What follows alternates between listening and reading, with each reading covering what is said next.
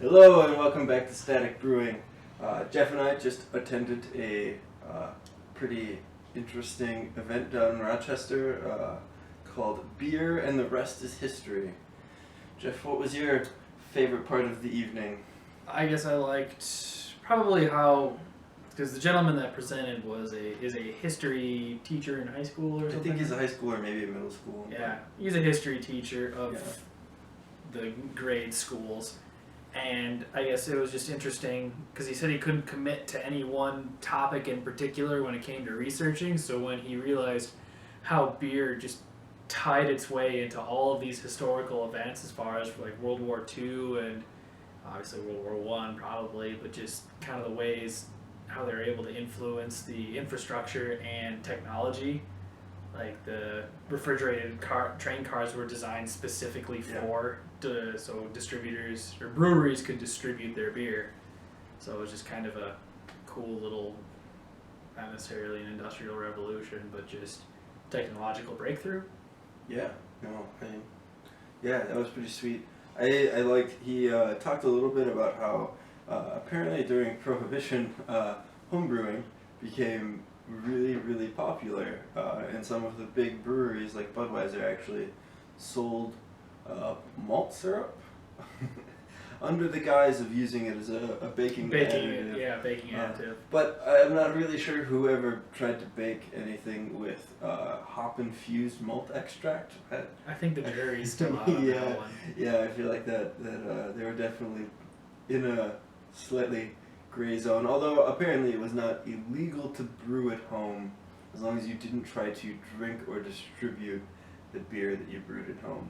But yeah, I thought that was super interesting, sort of the prohibitionary tie to home brewing. And the directions, for this baking additive were do not mix with this quantity of water and store at this temperature for this amount of days. So it's just telling them what not to do. A negative instruction for how to brew beer. Yeah, no, that was super interesting. But yeah, it was a pretty sweet event. It was cool. It was the Olmsted County Historical Society. They had a band was there, and they had the 4 breweries from Rochester. LTS, Forager, Kitty Creek, and Grand Rounds. Ground Rounds. Grand Rounds or Ground Rounds? I don't know. Pint glasses over there. Yeah, but all good beer, entertaining. Yeah.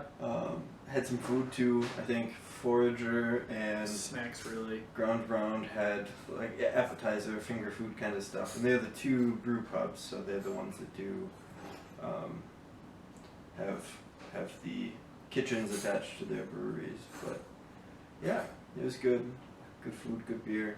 Again, it's finger food, but it's some pretzels and a mustard that was just super awesome. So it was pretzels and beer cheese. Yeah. A deep fried wild rice ball with, I think, was that chicken in the middle?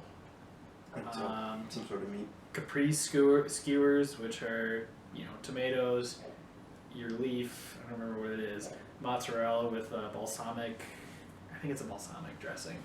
And that's just one of my favorite things. Mm-hmm.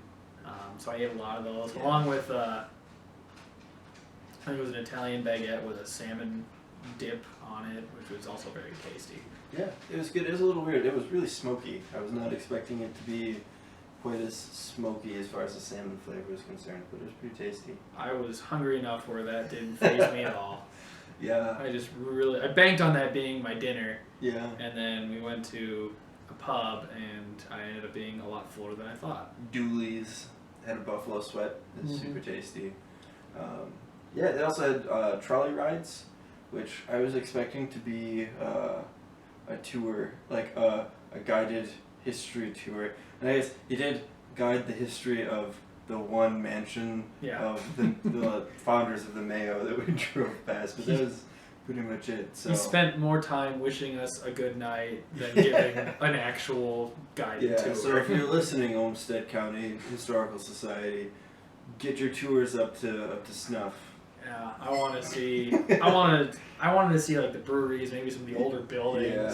Yeah. No, it's Even if he said this used to be here, like, oh, okay. Yeah, Rochester's is sort of a weird, like, because the Mayo is like a recent big business. It's sort of like just rearranged the whole city, so it's sort of lacking in sort of historical buildings. But yeah. Yeah, because all the other ones burned down. Yeah, that was another thing. He was apparently Shell's, which is one of the Minnesota breweries, based out of New Ulm. Based out of New Ulm, Gorgeous is area. one of the very few really old breweries that hasn't had a fire. So they still have a lot of the really old recipes, like the pre-prohibitionary recipes.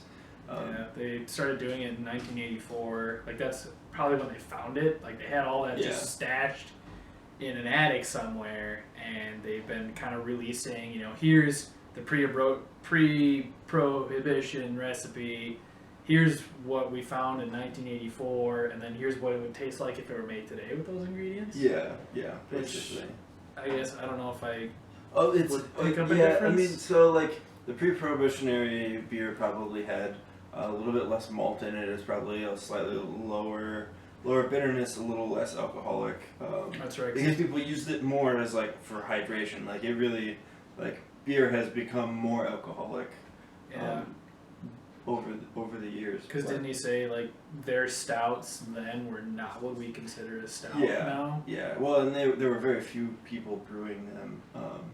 Like he's basically said the only real stouts that were coming in were like the Guinnesses, but even then they weren't what we would think of today as a stout, like a big high gravity beer. Yeah. But yeah. No, it was an interesting event. It was a good time. Yeah, I was the designated driver, so I just snuck sips in of the little Dixie cups that we got. Yeah, the little tasting cups. Yeah. So it was a good time. Enjoyed it. The historical center itself definitely felt like history in broad brushstrokes. Yeah. Like I feel like that's what they are. Is just kind of a general lay of what happened in the land. Yeah. I don't know. I was looking at the geology and I was like, there is so much more that happened, and I don't even remember it all. But I know this is part of it. Yeah.